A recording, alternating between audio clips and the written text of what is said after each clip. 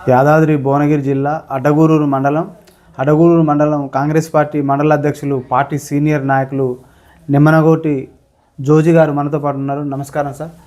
మీరు మండల అధ్యక్షునిగా ఎంతకాలం నుంచి పనిచేస్తున్నారు? పార్టీ బలోపేతానికి ఎలాంటి కార్యక్రమాలు నిర్వహిస్తున్నారు సార్?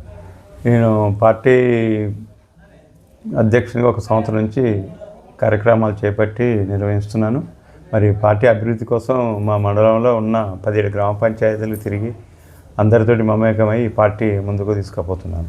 సార్, మీరు గత 10 ఏళ్ల బీఆర్ఎస్ పాలనలో మీరు ప్రతిపక్షాలు ఉన్నారు. ఎలాంటి ఒడిదుడుకులు ఎన్నుకున్నారు? పార్టీ నిర్మాణం కోసం ఎలాంటి కృషి చేశారు సార్? ఒడిదుడుకులు ఎదుర్కొన్నా కూడా గట్టిగా నిలబడ్డాం. ఎదురిచ్చి అందరినీ మమేకం చేసుకుంటూ మా పార్టీని ముందు తీసుకుపోయాను.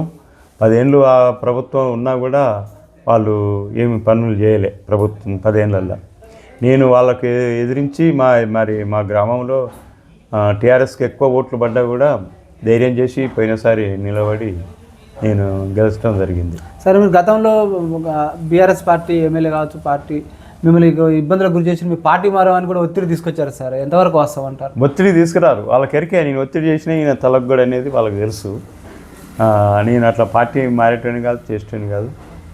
మరి నాకు పార్టీ మారి అటు పోయిన దానికన్నా ప్రతిపక్షాలు ఉంటేనే నాకు చాలా సంతోషంగా ఉన్నది. నాకు చాలా పట్టు పెరిగింది సార్. మొదటి నుంచి కాంగ్రెస్ పార్టీ కోసం కష్టపడ్డ కార్యకర్తలు కావచ్చు, జెండా మోసిన కార్యకర్తలు ఎలాంటి ప్రాధాన్యత కొంచెం తగ్గట్లేదు, కొంచెం కొన్ని నిరాశగా ఉన్నారని అంటున్నారు. లేదు, నిరాశ ఏం లేదు, అంత తప్పుడు. ఎందుకంటే ఇప్పుడు 10 సంవత్సరాల నుంచి బీఆర్ఎస్ పార్టీలో ఉన్న కార్యకర్తలకు ఈ కాంగ్రెస్ కార్యకర్తలకు కొంచెం భేదాభిప్రాయాలు ఉండేది.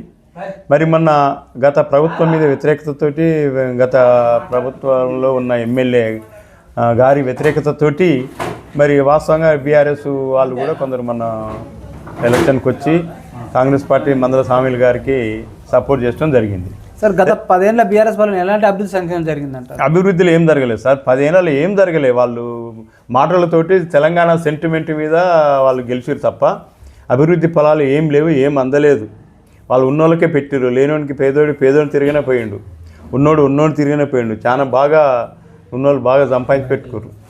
గత ప్రభుత్వంలో బకాసులు బాగా తయారయ్యారు. భూములు ఏమైనా పెండింగ్ భూములు ఉంటే కబ్జా పెట్టి వాటిని అమ్ముకోవడం జరిగింది.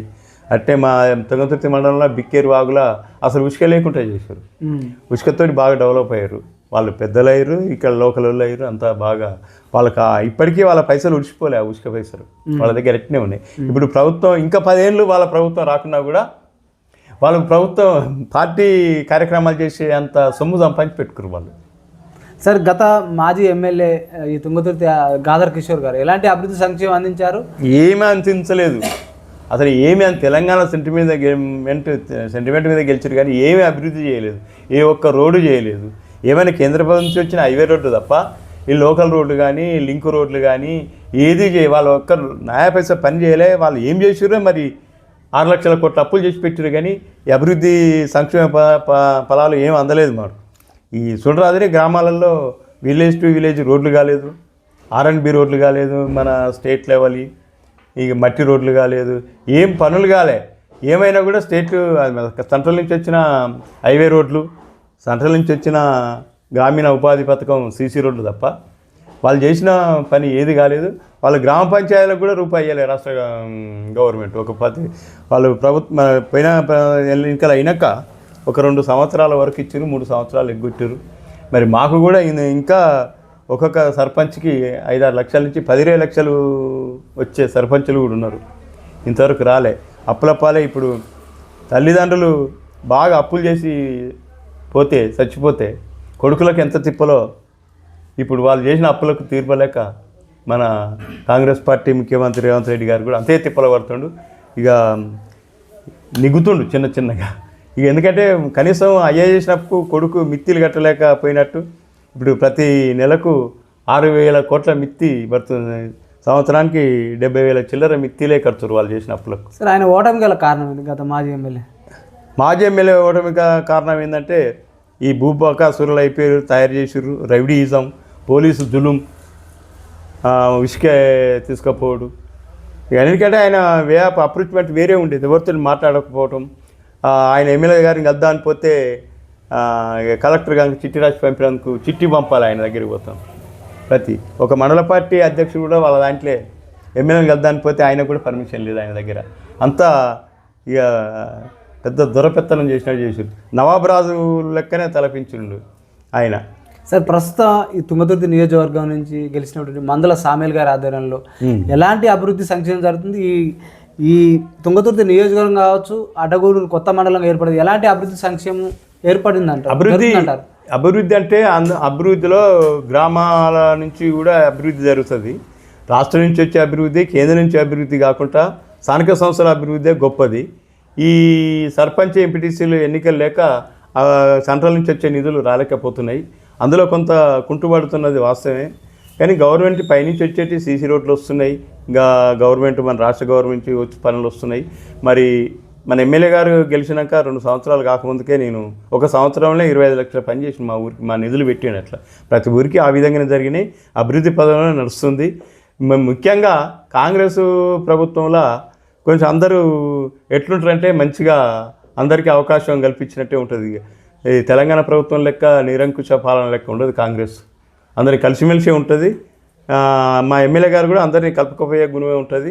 కాకపోతే మాకు పడక గ్రామంలో కొత్త పాత కలప కొన్ని అక్కడక్కడ వర్గపూర్ నడుస్తుంది. అది కూడా రోజంతా కొంచెం మేము వర్గపూర్ లేకుండా చేస్తున్నాం. ఈ వచ్చే స్థానిక సంస్థల ఎన్నికల వరకే ఏ పోరు లేకుంటుంటే అంతా ఏకదాటిగా మా 9 మండలాలు కవేశం చేసుకునే ఆలోచన ఉంది. ఎమ్మెల్యే గారు ప్రజలకు అందుబాటులో ఉంటుండు. మన ఎమ్మెల్యే గారు తిరిగినంత ఏ ఎమ్మెల్యేని దుల్లే నేను. ఒక ఆదివారం నాడు ఎక్కడ పోతుండేమో కానీ ప్రతిరోజు వస్తాడు. తెల్లారంగానే 8 గంటలకు తయారవుతాడు. ప్రతి మండలానికి వస్తాడు. సార్ ఈ ప్రతిపక్ష పార్టీలు అంటున్నాయి ఇక్కడ నియోజకవర్గంలో ఎమ్మెల్యే మారిన కానీ ఇసుక అలాగనే కొనసాగుతున్నారు. ఇసుక ఆడ కొనదాలి, ఇసుక ఎక్కడ కొనదాలి. కాకపోతే లోకల్ గ్రామాలు ఇండ్లు ఎట్లా కట్టుకుంటారు? ఇక్కడ లోకల్ ట్రాక్టర్ల పర్మిషన్లతోటి నడుస్తున్నాయి కానీ దొంగతనంగా ఏం నడుస్తలేదు. ఇసుకలు ఎక్కడ పోతాయి? బిక్కేరు వాగు మెయిన్ మాకు ఏంటంటే బిక్కేరు వాగు ఇసుక పోకూడదు.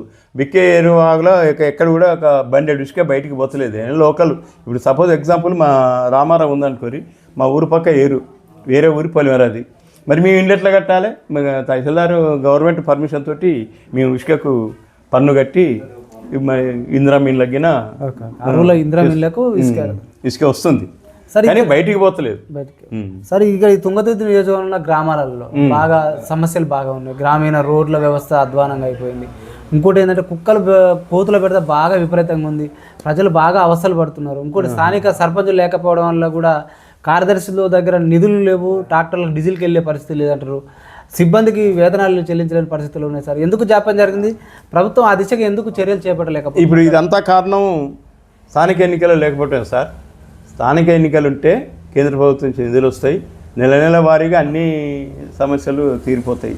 ఈరోజు మరి ఏమైనా పరిపాలన ఎట్లా సాగుతుందంటే ఇక ఊర్లో వసూలు చేసే పైసలే, ఏది ఇంటి పనులు అనుకోండి, నల్ల పనులు, ఇక పర్మిషన్ పనులు, ఇవన్నీ ఆటితోటే ఎలదీస్తారు సెక్రటరీలు. బీఆర్ఎస్ ప్రభుత్వం ఏమంటుంది? మేము గత 10 ఏళ్లలో అభివృద్ధి చేసినా మీరు అప్పులు అంటున్నారు. అప్పులు చేసినా కానీ అభివృద్ధి కనపడతలేదా మీ కళ్ళకి అని అంటుంది. ఇది ఎంతవరకు వాస్తవం? అభివృద్ధి వేరు, అప్పులు వేరు సార్. అప్పులు చేసి అభివృద్ధి చేయాల్సిన పని లేదు. మనకు వచ్చిన పైసలతోటి, మనకు వచ్చిన పన్నులతోటి మనం అభివృద్ధి చేసుకోవాలి. ఆయన ఎక్కడ నవ్వుపడుతుందా అభివృద్ధి చూపించండి. ఎక్కడ నవ్వుపడుతుందా? ఇప్పుడు మనం ఈడ వాళ్ళు ఏం చేశారు? అల్లుడు వస్తే ఎక్కడ పంతుడు, బిడ్డాడ పంతుది, అత్తాడ పంతుదని ప్రచారం చేసుకుంటూ డబల్ బెడ్రూమ్లు కట్టిస్తాము ఊరికి అన్నారు. ఎక్కడైనా కట్టించిర్రా? 10 ఏళ్లలో ఎక్కడైనా ఒక ఇల్లు వచ్చిందా? ఎస్సీలకు భూములు లేని ఎస్సీలకు 3 ఎకరాల భూమి ఎస్సీ ఎస్టీలకు కొనిస్తామంటారు. ఏ ఊళ్ళైనా కొనిచ్చిర్రా? ఇంటికో ఉద్యోగం ఇస్తున్నారు. ఏ ఊళ్ళైనా ఇచ్చిర్రా? ఊరికి ఒక ఉద్యోగం కూడా రాలే. ఇదంతా వాళ్ళ అపోలు సెంటిమెంటు. కేసీఆర్కు తెలంగాణ సెంటిమెంట్ బాగా ఎరక. ఆ సెంటిమెంట్ మీదనే ఓట్లు వేయించుకోండు 2 సార్లు తప్ప ఆయన చేసింది ఏమీ లేదు. సరే ప్రస్తుత కాంగ్రెస్ పార్టీ ప్రజాపాలన వారసత్వాలు నిర్వహించింది. ప్రజాపాలనతో పాటు 6 గ్యారెంటీలు ఎలా అమలవుతున్నాయి? 6 గ్యారెంటీ ప్రజల్లో ఎలాంటి స్పందన కనిపిస్తుంది? 6 గ్యారెంటీలు అన్నీ అయిపోయినాయి. ఒకటి మహిళలకు నెలవారీగా ఇచ్చే పైసలు తప్ప 2,500 ఇస్తున్నారు కదా, గది ఒకటి తప్ప అన్నీ అయితేనే. వృద్ధుల పెన్షన్ కూడా అయితే సార్. వాళ్ళు 10 ఏళ్ళ దాకా చేయలేని పనులు మేము సంవత్సరానికే అన్నీ చేసినాం. మళ్ళీ ఇంకేది కళ్యాణ లక్ష్మి అన్నీ అవుతాయి, అన్నీ ఇస్తాం మేము. విన్నారా? ఎందుకంటే అడుగుతున్నమాట ప్రజలు అడుగుతారు, ప్రజలకు కూడా తెలవాలి. ప్రజలకు ఒక నమస్కారం, ప్రజలు కూడా తెలుసుకోవాలి, వాళ్ళు అర్థం చేసుకోవాలి. నేను ఇంతకుముందు చెప్పాను, 6 లక్షల కోట్ల అప్పులు చేసినాక ప్రతి నెలకే 6,000 కోట్ల బాగా మిత్తిలు కడుతుంటే కొంచెం ఏదైనా ఒడిదొడుగులు ఉంటాయి. ప్రభుత్వం పని చేయడానికి ఒడిదొడుగులు ఉంటాయి, అది కాదంటలేము. కానీ ఇక రోజుల వారీగా మేము ఏం లేకుండా అయినా కూడా ఈ కొన్ని ఆపినా కూడా మరి తక్కువనానండి. మేము గెలవంగానే మహిళలకు ఫ్రీ బస్సు పెట్టించారు మన ప్రభుత్వం, 500కే సిలిండర్ పెట్టించిండ్రు. మరి అన్నిటికన్నా ముఖ్యంగా 200 లోపు యూనిట్లున్న కరెంటు బిల్లు మాఫీ చేసి, రేషన్ కార్డు ఉన్నాను ప్రతి ఒక్కరికి మాఫీ అయింది తప్ప ఇక నాలాంటి కొంతమందికి కాలేదంటున్నారు. ఏదో కొందరికి కాలే, ఇది ఉద్యోగ కుటుంబాలకు, భూములు, రేషన్ కార్డు, ఇదొకటి ఏదో టెక్నికల్ ఇష్యూ తోటి వల్లే అన్ని పడ్డాయి సార్. 100లో 1-2 ఏం పడ్డాయో వాళ్ళు తెలుసుకోవాలి, ఇంట్లో కూర్చుంటే అవుతుంది సార్. రైతులు కూడా పోవాలి, అగ్రికల్చర్ ఆఫీస్ పోవాలి, ఈయన పాస్బుక్, ఈయన అకౌంట్ బుక్ తీసుకు. రైతులు కూడా మా దృష్టికి ఒక సమస్య తీసుకొచ్చారు సార్. రైతులు పండించిన ప్రతి ధాన్యానికి 500 బోనస్ కల్పించాలంటున్నారు సార్. ఎందుకంటే అకాల వర్షాలు వచ్చి కూడా అది మీరనేది చాలా ఇబ్బంది పడుతున్నారు. నేను చెప్పేదండి, 10 ఏళ్లలో పంట నష్టం వాళ్ళు ఎక్కడ కూడా ఒక్కరికి కూడా వేయలేదు. మరి మా ప్రభుత్వం ఇప్పుడు పంట నష్టం ఇచ్చే ఆలోచనలో కూడా ఉంది. ఇప్పుడు చూడండి, ఏదైనా కూడా ఎంత మంచిగా చేసినా కూడా కొన్ని ఏదో గాచారం అన్నట్టు, శని అన్నట్టు మన కుటుంబాలకు ఇప్పుడు మన రాష్ట్రానికి ఒక గాచారం కలిగింది. మొహదా తుఫాన్, ఈ తుఫాన్ వలన మంతా తుఫాన్, ఈ తుఫాన్ వలన మరి చాలా గవర్నమెంట్కే కాదు రైతులకు కూడా చాలా నష్టం జరుగుతుంది. రైతులు కూడా బాగా వాళ్ళ పరిస్థితి అగమ్య గోచరం ఉంది. రోడ్డు మరమ్మతులు, ప్రతి మిషన్ మరమ్మతులు, ప్రతి ఒక్కటి గవర్నమెంట్కు లాభం నష్టం జరుగుతుంది. మన రైతులకు కూడా చేతికొచ్చే ముందట నోటికాటికి వచ్చే బుక్క దారిపోయినట్టుగా వరి కోతలకు వచ్చినాయి, పత్తి ఏరటానికి వచ్చింది, మొక్కజొన్న ఇరసటానికి వచ్చింది. అన్నీ పాపం రైతులు కొంచెం ఇక్కడ ఏదైతే ధాన్యం కొనుగోలు కేంద్రాలలో కొద్దిగా ఇబ్బంది పెడుతుంటారట. ఇబ్బంది ఏం లేదు సార్, అది ఆ సమస్య రైతులు మా దృష్టికి ఇబ్బంది ఏం లేదు. మీరు ఈ సమస్యను కొనుగోలు కేంద్రాల ప్రక్రియను వేగవంతం చేయడానికి ఎమ్మెల్యే దృష్టికి ప్రభుత్వం తీసుకుపోతాం. మేము తీసుకుపోతాం. కానీ మీరు కూడా ఆలోచన చేయాలి, మరి ప్రజలు కూడా ఆలోచన చేయాలి. ఇప్పుడు ఎప్పుడైతే కలలలో పోసారో ఒడ్లు ఈ 10 రోజుల నుంచి స్టార్ట్ చేసారు, పోసిన కాంచి వర్షాలే సార్. ఏ ప్రభుత్వం అయినా ఎవరైనా ప్రైవేట్ అయినా కూడా తడిసిన ధాన్యం తీసుకోవాలంటే తీసుకోలేదు సార్. మరి ఇప్పుడు గవర్నమెంట్ తీసుకొని మిల్లు గొప్ప చెప్పాలి, మిల్లోడు మళ్ళీ గవర్నమెంట్కి బియ్యం ఇవ్వాలి. మరి బియ్యం ఇవ్వాలంటే మరి కింటా ఇస్తే అది దాని లెక్క ఎంత ఉంది, 63 కిలోలు 64 కిలోలు మళ్ళీ గవర్నమెంట్ గొప్ప చెప్పాలి. ఈ తడిసిన ధాన్యం తీసుకొని మరి మిల్లోడు నష్టపోతారు కాబట్టి వాడు తీసుకోడు కదా. ఈ మ్యాచర్ రావాలంటే వాళ్ళ అగ్రికల్చర్ ఆఫీసర్లే మ్యాచరు చెక్ చేయాలి. మ్యాచర్ వచ్చినాకనే పంపుతారు. మీరు ఇప్పుడు మేము కాంటా ఓపెన్ చేసినాడో చెప్తున్నాం, రైతులు కూడా ఆడబెట్టిన ధాన్యం ఇవ్వాలి. మరి అధికారులు కూడా సరైన మ్యాచర్ ఉంటేనే పంపాలి. పంపబోతే మిల్ ఆయన తాకట పెడతాడు, మరి రైతుకే నష్టం జరుగుతుంది. మరి మా ఎమ్మెల్యే గారు కూడా అందరికీ అదే చెప్పి ఆదేశాలు ఇచ్చిండు, రైతులు ఎండబెట్టుకోవాలి ధాన్యాన్ని. ఇక ఆఫీసర్లు కూడా మంచిగా సక్రమమైన ధాన్యాన్ని పంపాలని చెప్పి మా ఎమ్మెల్యే గారు కూడా. మరి ముఖ్యంగా చూడండి, ఇప్పుడు ఈ వర్షం కొట్టింది, విపరీతమైన వర్షం, ఎన్నెల లేని వర్షం, 30 సెంటీమీటర్లు. మన తెలంగాణలో 30 సెంటీమీటర్ల వర్షం ఇంతవరకు నేను చూడలే. 34 సెంటీమీటర్ల దాకా వచ్చింది, ఇంతవరకు నేను చూడలే. కానీ మరి ఇప్పుడు ఎట్లా సార్ ఎండ వెళ్తుంది అదృష్టాన. ఇక నుంచి అయినా ఒక 4 రోజులు ఎండలు కొడితే మళ్ళీ కాంటాలు అయితే సార్ రైతులను ఏ ఇబ్బంది మరి ముఖ్యమంత్రి కూడా ఆదేశించాడు, రైతులను ఇబ్బంది పెట్టాడు, రైతులు నష్టపోకుండా చూసుకోండి అని చెప్తుండు. దాని అర్థం ఏంటంటే కొంచెం దెబ్బను ఆరబెట్టించి కాంటాలు పెట్టానని అర్థం. అది సార్ గత ధరణిపోవడం వల్ల భూములు ఎన్నో అన్యాక్రాంతం అక్రమాలకు గురైన ఇప్పుడు భూభార చట్టం వచ్చింది. ఇప్పుడు సాదా బైనామాలతో పాటు గతంలో మిస్సింగ్ అయిన సర్వే నెంబర్లు కూడా కొంచెం వేగవంతం చేయాలని ప్రజలు కోరుతున్నారు సార్. మరి అది కొంచెం సమస్యలు అక్కడ ఆఫీసులకు చుట్టుపోయినా కూడా కొంచెం ఇబ్బందులు గురవుతున్నామని ప్రజలు అంటున్నారు. వీటిని మీరు ఎమ్మెల్యే దృష్టికి ప్రభుత్వం తీసుకుపోయి మంచి ప్రశ్న వేసారు సార్. ఇప్పుడు గత ప్రభుత్వం ఏం చేసిందంటే ఒక ధరణి అనే పేరు మీద సపోజ్ ఎగ్జాంపుల్ ఇక నేనే మీ దగ్గర భూమి కొన్నాను అనుకోండి.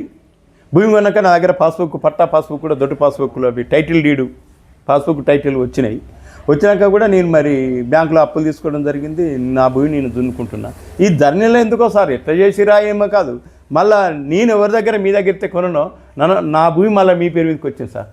ధరణి మొత్తం అయిపోయిన దాకా అసలు ఆ భూమి మళ్ళీ నా పేరు మీదకి రాలేకపోయింది. ఎందుకంటే ఆ భూమి వచ్చి మళ్ళీ రివర్స్ వచ్చినోడు ఇయ్యాడు, ఎందుకంటే రైతు బంధు వస్తుందని. ఇక మళ్ళీ ఏమైనా ఇస్తామని ఆశే, కానీ అట్నే ఆఫీసులు తిరగలేకపోయారు. ఇప్పుడు అలాంటి సమస్య ఇప్పుడు భూభారతి వచ్చింది కాబట్టి అలాంటివన్నీ క్లియర్ అయ్యే అవకాశం ఉంది.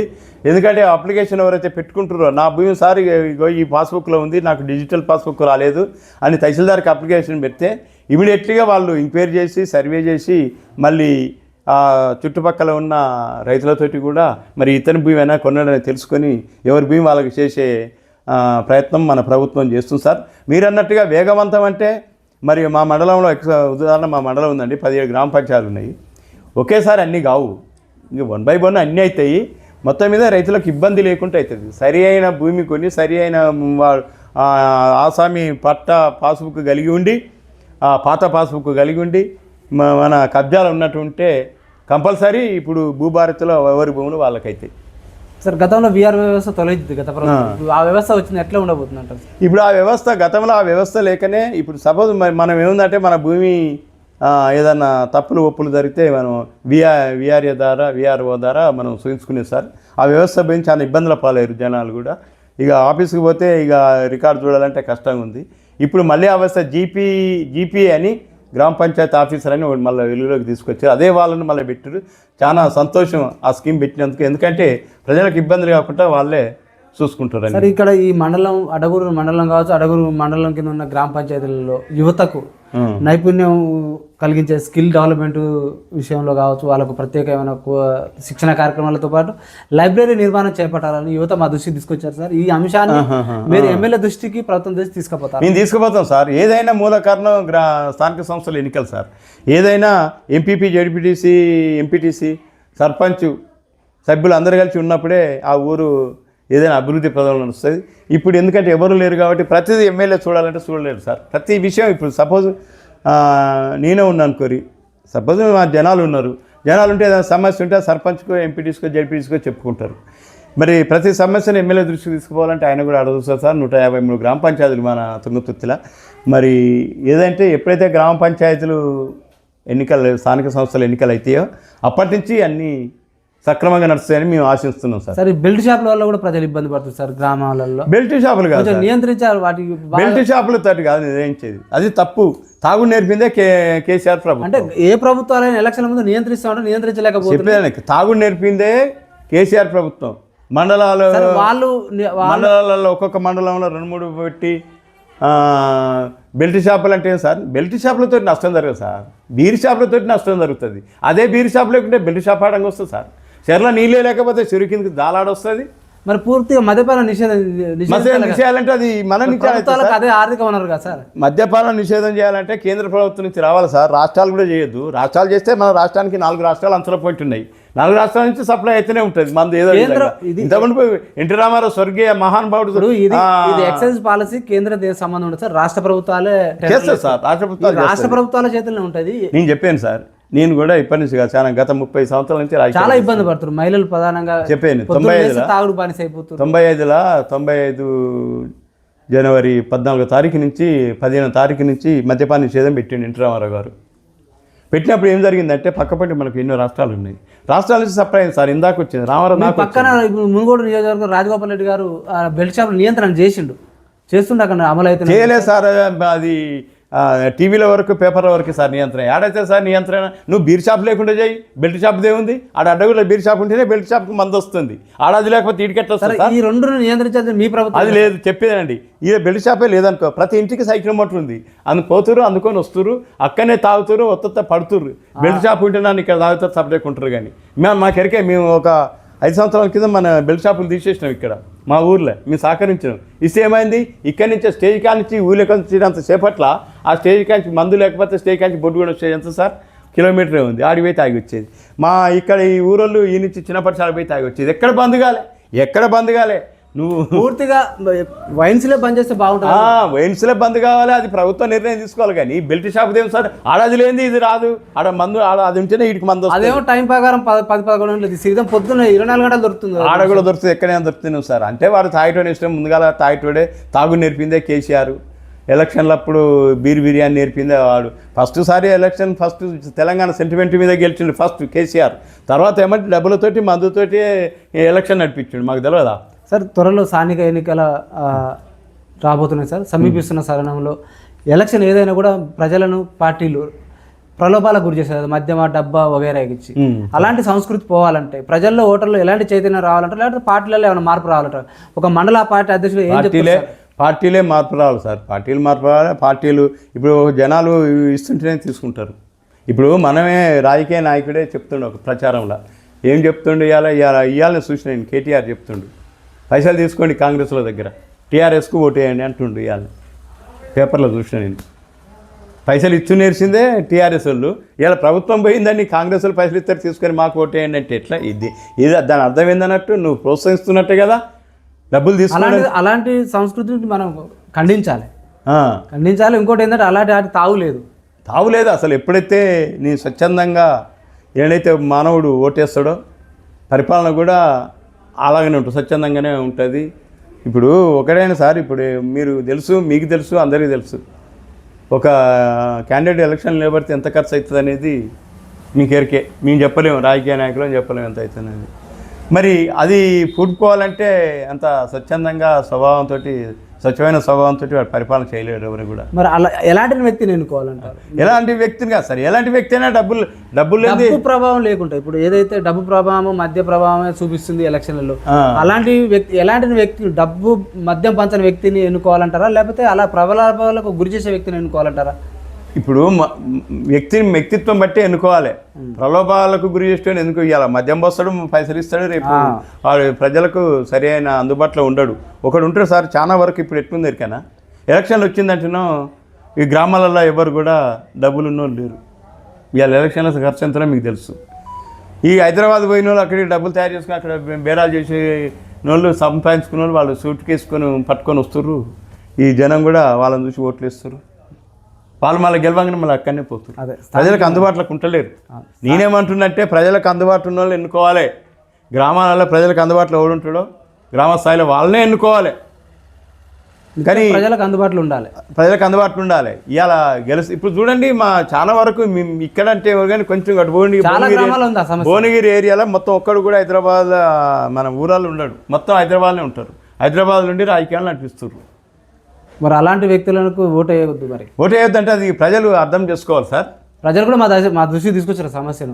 స్థానికంగా ఉండే నాయకుడికి పట్టం కడతాం అంటున్నారు. ఇప్పుడు మీరు ఇటువంటి ఇంటర్వ్యూలు తీసుకుంటున్నప్పుడు, మీరు కూడా ప్రజలలో తిరుగుతున్నప్పుడు, ప్రజల గురించి మీరు విషయాలు తెలుసుకుంటున్నప్పుడు అదే విషయాలు నేను కూడా అడుగుతున్నా. గ్రామాల ఇంటర్లకు గ్రామ సేవ చేసే వాళ్ళకే ఎవరండి సర్పంచ్ అంటే సేవకుడే. గ్రామానికి సేవకుడు సర్పంచ్, ఆయన హైకమాండర్ కాదు, సేవకుడు. సార్ ఫైనల్గా సార్, మీరు మండల అధ్యక్ష పదవితో తృప్తిగా ఉన్నారా, లేకపోతే ఏమైనా పదవులు ఆశిస్తున్నారా? పదవులు అంటే ఇప్పుడు పదవులు ఏమైనా సార్, మరి గ్రామాలలో మాకు 2 ఎస్సీ రిజర్వేషన్కి వచ్చినాయి. మరి బీసీ అంటే నాకు ఒకటే ఉంది, బీసీ అవకాశం జెడ్పీటీసీ ఉన్నది. ఎమ్మెల్యే గారు నా మీద మరి మంచోడైతే ఇస్తే చేస్తా. ఎమ్మెల్యే గారి మీద ఆధారపడి ఉంటుంది, అది పార్టీ హైకమాండ్ ఇష్టమే, నా ఇష్టం. సార్ మీకు ఏమైనా మీరు పోటీ చేసే అవకాశం ఉందా? ఏమైనా ప్రణాళిక ఉందా సార్ మీరు మండల అభివృద్ధికి, ఏమైనా కొత్త మండలానికి? మండల అభివృద్ధి అంటే కొత్త మండలంగా సార్ ఇప్పుడు ఏముంది సార్, ఇప్పుడు ఎక్కువ సార్, ఇప్పుడు గ్రామాలలో చాలా వరకు మొన్ననే కొద్ది గొప్ప ఓ 30% ఇండ్లు వచ్చినాయి లేని వాళ్ళకు. మళ్ళీ అంతకంటే ఇప్పుడు ఎంత వచ్చిందో ఇంకొక 2 దఫాలు అదే విధంగా వస్తే ఇండ్లు లేకుండా అయిపోతుంది. మరి ముఖ్యంగా విలేజ్ టు విలేజ్ రోడ్లు, లింక్ రోడ్లు చాలా అస్తవ్యస్తంగా ఉన్నాయి. అప్పుడు 10 ఏళ్ళ నుంచి అట్నే ఉన్నాయి. గదొకటి అభివృద్ధి చేయాలి, ఇదొక ఇండ్లు ఒకటి రావాలి. ఇక నిజమైన పేదవానికి రేషన్ బియ్యం కంపల్సరీ రావాలి, రేషన్ కార్డు రావాలి. రేషన్ కార్డు తోటి చాలా అవకాశాలు ఉన్నాయి వానికి. ఎందుకంటే దవాఖానాకు పోయే కాంచి మొదలేసుకుంటే, స్కూల్ పిల్లల కాంచి మొదలేసుకుంటే, ఇక సన్న బియ్యం, ఇప్పుడు మా గవర్నమెంట్ కూడా సన్న బియ్యం ఇస్తుంది సార్. సన్న బియ్యంతో చాలా లబ్ధి ఉన్నది జనాలకు. ఓకే సార్, జనాలకు కాదు, రేషన్ కార్డు లేని వాళ్ళకి కూడా లబ్ధి ఉంది. 6,000 దాకా కింటా ఉండే. ఈ సన్న బియ్యం ఎప్పుడైతే వచ్చిందో 4,000 అయింది. వాళ్ళకు కూడా బియ్యం కొనుక్కుంటే వాళ్ళకి కూడా మంచిగా 2 క్వింటాల పైసలు పెడితే 3 క్వింటాలు వస్తున్నాయి ఇప్పుడు బియ్యం. ఓకే, అందరికీ మంచిగానే ఉంది. మరి గవర్నమెంట్ కూడా తక్కువ పనుల సారి అంతా ప్రతిపక్షాలు 100 మంది ఉన్న కాడ 10 మంది ఎక్కువ సప్పుడు ఎక్కువ అవుతుంది అన్నట్టుగా 100 మంది ఉంటారు అనుకో దగ్గర, అందులో వ్యతిరేకులు 10 మంది ఉన్న సప్పుడు ఎక్కువ అవుతుంది. అందుకనే గవర్నమెంట్ ఇన్ని తీర్ల పని చేసినా కూడా కరెంటు బిల్లు మాఫీతో పాటుగా 500 బోనస్తో, వడ్లకు బోనస్తో పాటుగా 60,000 ఉద్యోగాలు ఇచ్చింది మన గవర్నమెంట్. ఇన్ని రోజు నుంచి ఒక ఉద్యోగం వేయలే వాళ్ళు. దాంతోపాటుగా ఎన్ని కార్యక్రమాలు సార్, సన్న బియ్యం, రేషన్ కార్డులు, ఆఖరికి ఇందిరమ్మ ఇండ్లు విన్నరా, ఇవన్నీ చేస్తున్నాక కూడా ఏమైందంటే 6 గ్యారెంటీలు అన్నీ అయినాయి సార్. ఒకటే కాలే మహిళలకు ఇచ్చే 2,500 ఒకటే కాలే, అది కూడా అవుతుంది. అడిగిపోద్ది సార్ అన్నీ అవుతుంది. మన ప్రభుత్వం మనం నడిపించుకుందాం. ఇప్పుడు మనం చెప్పిన సంసార మీ కుటుంబ పెద్ద మీ ఉన్నారనుకో, మీరు మీ పిల్లలే నాయన నాకు అది కాదు ఇది కావాలంటారు, ఇస్త తీరా అంటాడు కానీ ఎమ్మటే ఇవ్వగలుగుతాను. దాన్ని నీ బడ్జెట్ బట్టే వాళ్ళకు ఏదో ఒకటి